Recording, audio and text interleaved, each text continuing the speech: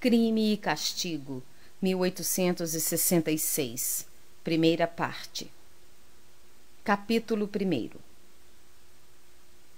Nos começos de julho, por um tempo extremamente quente, saía um rapaz de um cubículo alugado na travessa de S e, caminhando devagar, dirigiu-se à ponte de K. Discretamente evitou encontrar-se com a dona da casa na escada. O tugúrio em que vivia ficava precisamente debaixo do telhado de uma alta casa de 5 andares e parecia mais um armário do que um quarto.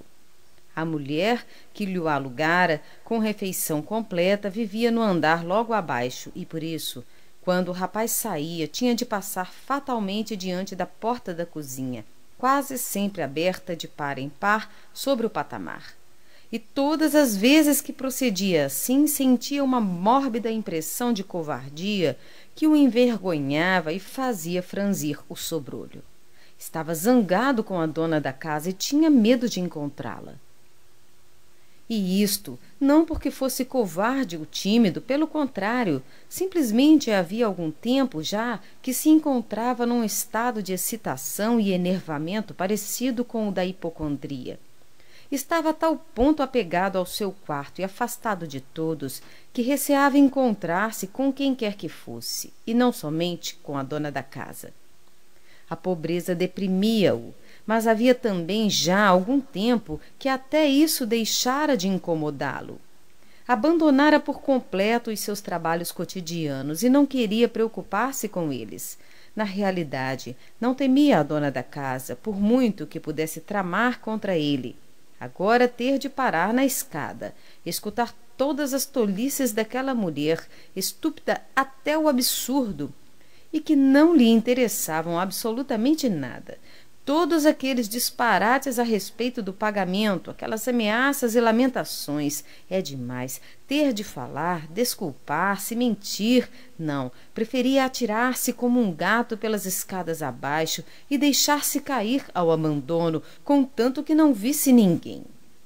Além disso, dessa vez, o seu receio de encontrar-se com a sua credora acabou por chocá-lo a ele próprio, assim que se viu na rua. Por que diabo me preocupo eu desta maneira e sofro todas estas inquietações por causa de uma bagatela? Pensou sorrindo estranhamente. Sim, é isso, está tudo ao alcance do homem e tudo lhe vem parar às mãos, simplesmente o medo. Isto é um axioma, é curioso. De que será que as pessoas têm mais medo? O que mais temem é o primeiro caso, a primeira palavra. Mas parece-me que já estou falando demais. Afinal, não faço mais nada senão falar. Embora também se pudesse dizer que, se falo, é porque não faço nada. A verdade é que durante este último mês deu-me a mania de falar, enquanto me deixo ficar estendido, ruminando no meu canto, sobre ninharias. Bem, e afinal, aonde vou eu? Serei capaz disso? Será isso uma coisa séria? Não, de maneira nenhuma. Divirto-me, mas é à custa da minha imaginação. É uma brincadeira. É isso mesmo, uma brincadeira. Na rua fazia um calor sufocante ao qual se juntava a aridez, os empurrões, a cal por todos os lados, os andaimes, os tijolos, o pó e esse mau cheiro peculiar do verão, conhecido de todos os peterburgueses que não possuem uma casa de campo. Tudo isso junto provocava uma impressão desagradável nos nervos do rapaz, já bastante excitados. Completavam um tom repugnante, triste, colorido do quadro, o cheiro insuportável das tabernas, particularmente numerosas naquele setor da cidade, e os bêbados que se encontravam a cada passo, apesar de ser dia de trabalho.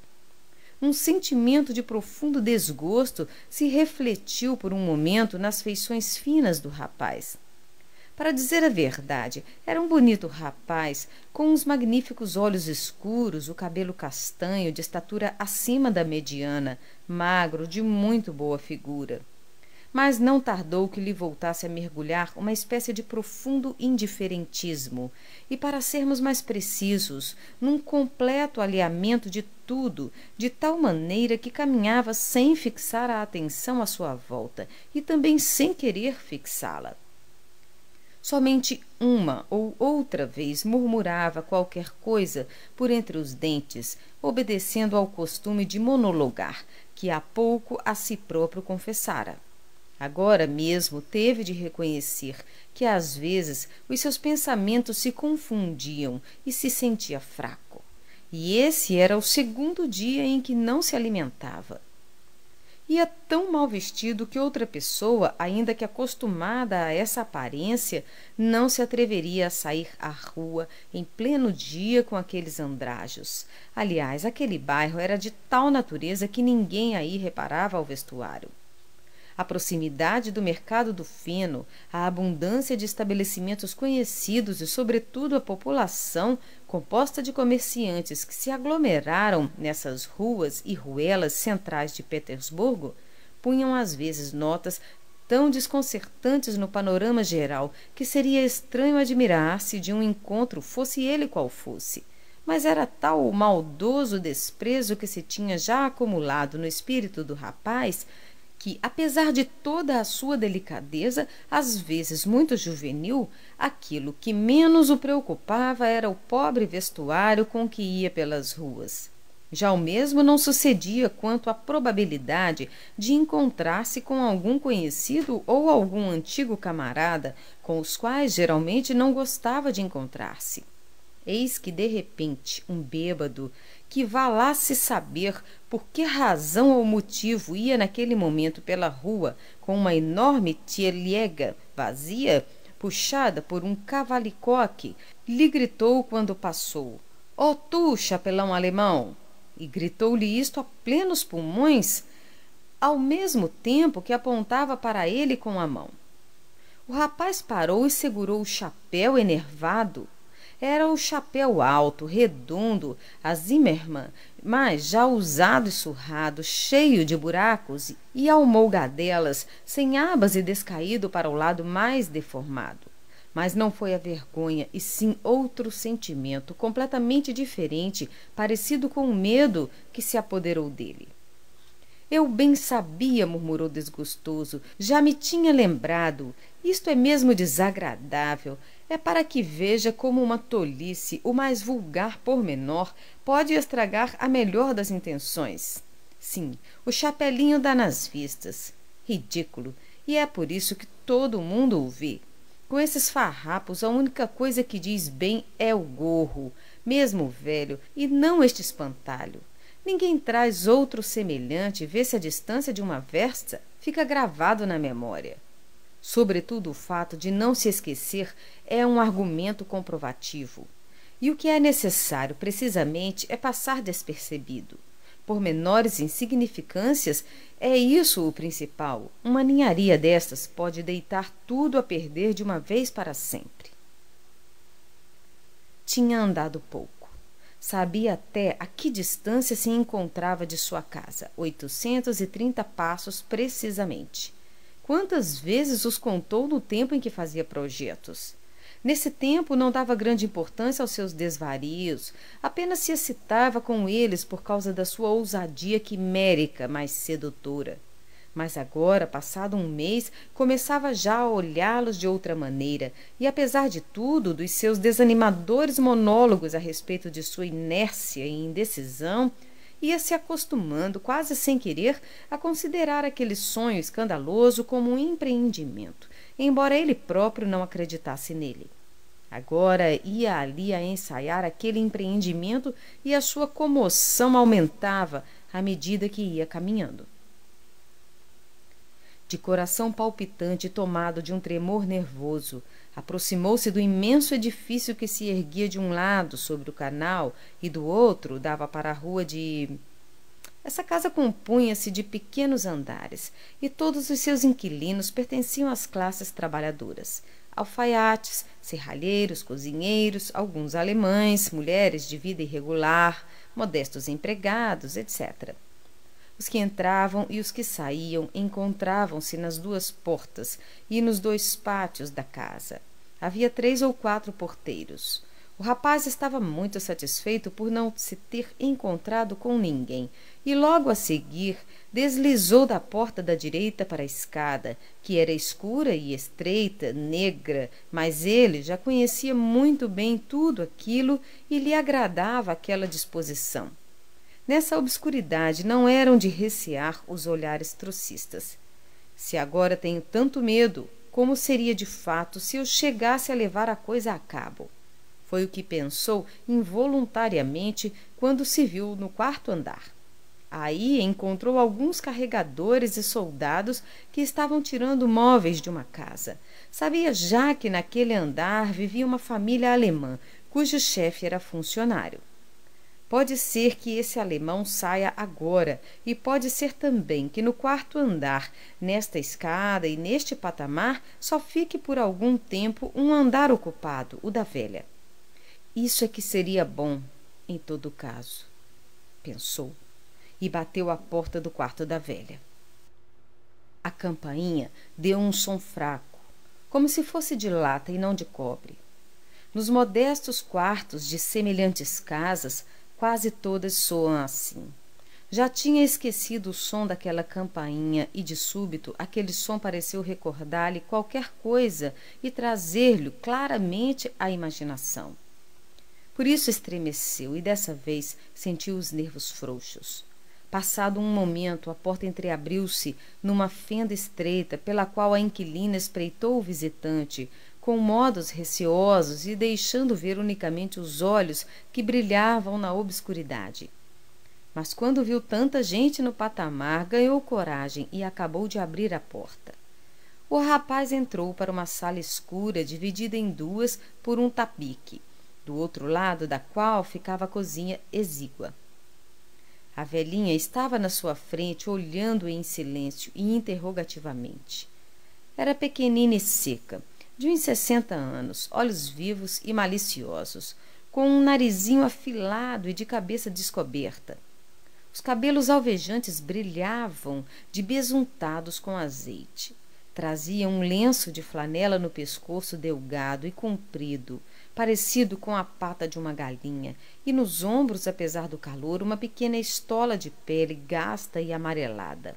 A velhota não fazia mais do que tossir e gemir.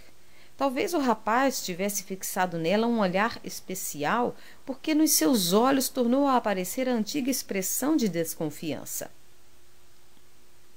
Raskolnikov, estudante, já estive aqui o ano passado, apressou-se a murmurar o rapaz, fazendo uma meia reverência, pois lembrou-se de que era preciso ser mais delicado.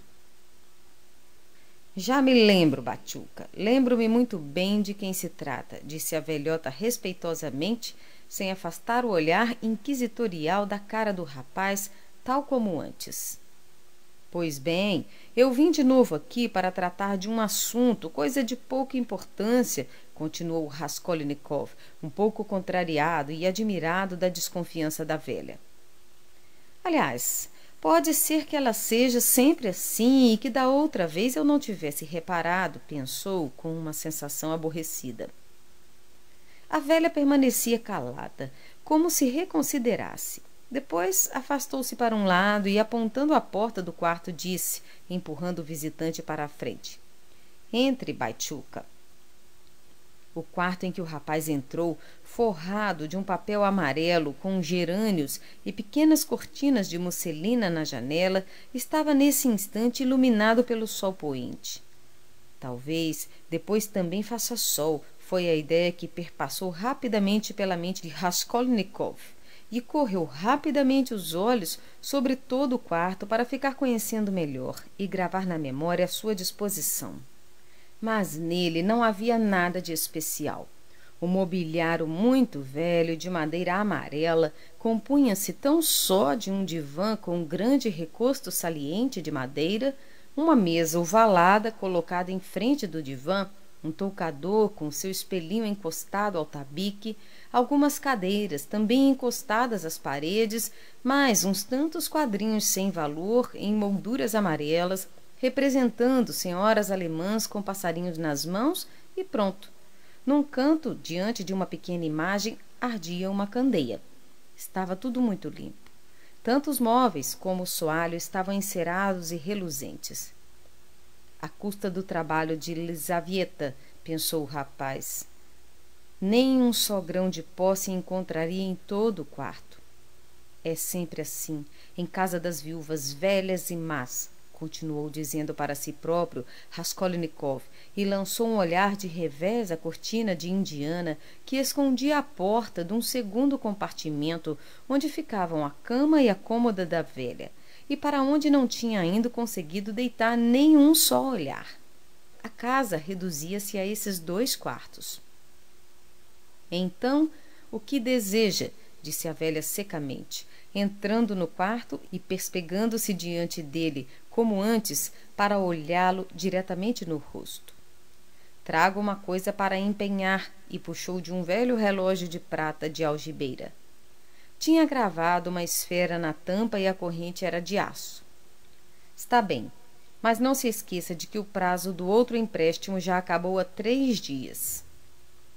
Eu lhe pagarei em breve os juros do mês, tenha paciência. Ainda que não queira, meu caro senhor, não tenho outro remédio senão ter paciência ou vender aquilo que me entregou.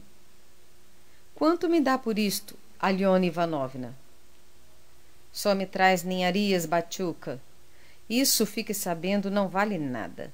Da outra vez dei-lhe 2 rublos pelo anel, mas na joalheria há os novos por 1,5 rublo. Dê-me 4 rublos, hei de resgatá-lo depois, porque era do meu pai. Por estes dias terei dinheiro. 1,5 rublo, pagando os juros adiantados, e é se quiser. 1,5 rublo, exclamou o rapaz. Como quiser, e a velhota tornou a entregar-lhe o relógio. O rapaz guardou-o e sentiu tal coragem que se dispunha já a ir-se embora. Simplesmente em seguida mudou de opinião, lembrando-se de que já não tinha tempo para ir a outro lugar e de que já anteriormente tinha estado noutra parte. Demos, disse com maus modos.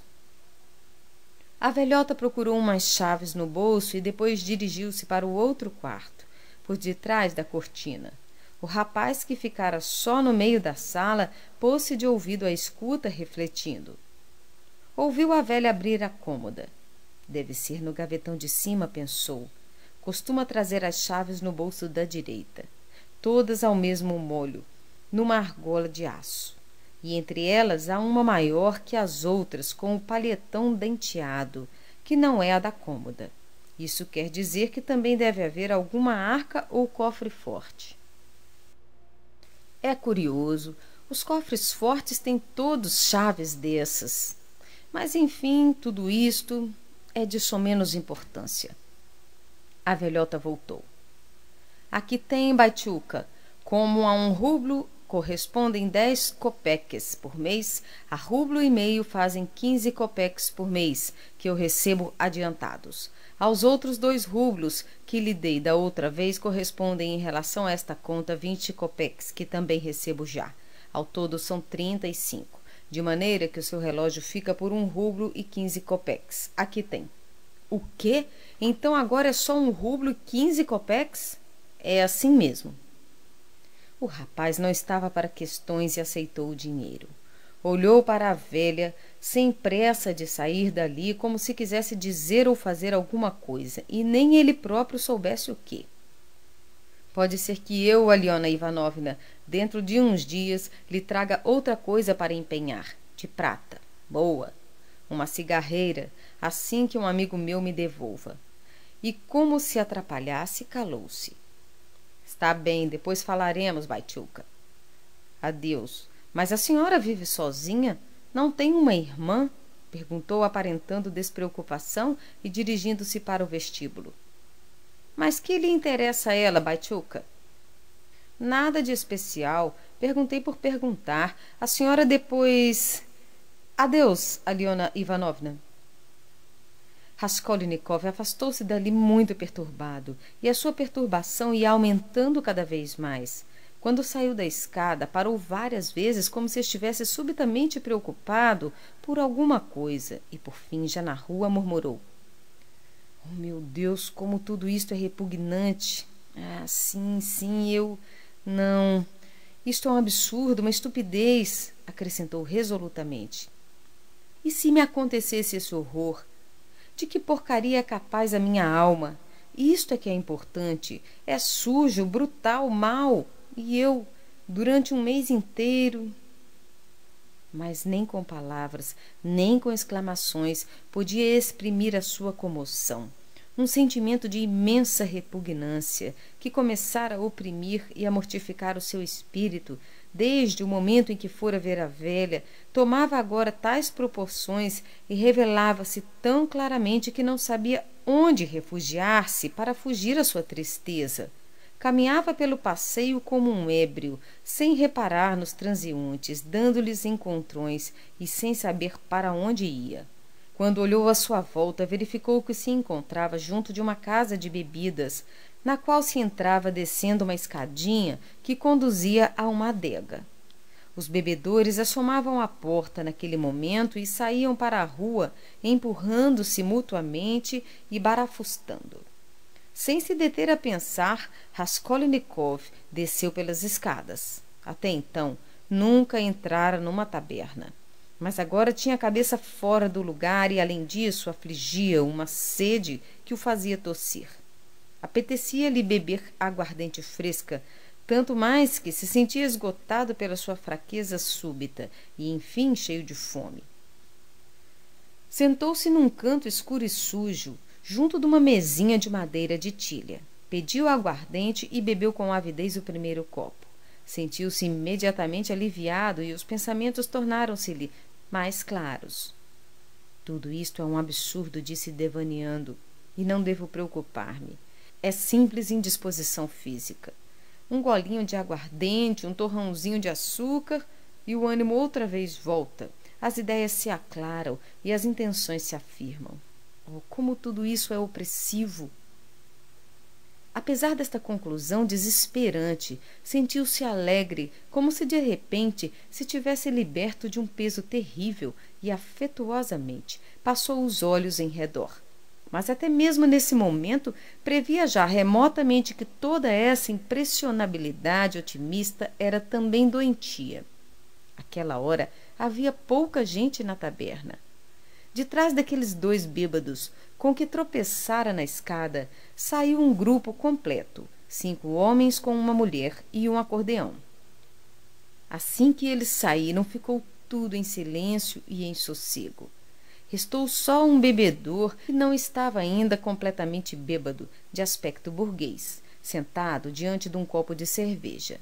Ficou também o seu gordo companheiro, enorme, de jaqueta comprida e barba grisalha, muito embriagado, meio adormecido num banco, e que de vez em quando, de repente, como se despertasse, se punha a bater castanholas com os dedos, esticando os braços e erguendo o peito sem se levantar do banco, depois do que cantarolava uma copla, esforçando-se por recordar versinhos como estes: acariciando-a durante todo o ano, acariciando-a durante todo o ano.